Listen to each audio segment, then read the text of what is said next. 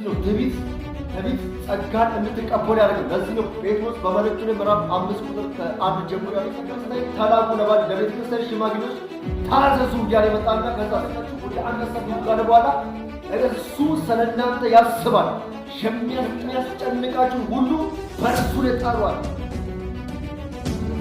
በቅድስና እንዲመላለሱ እግዚአብሔር የሚያስበው ሀሳብ ምንድን ነው? ባይረኛው እግዚአብሔር ራሳችሁ አዋርደዋል።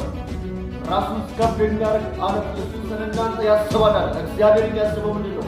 አንዳንድ ጊዜ እኛ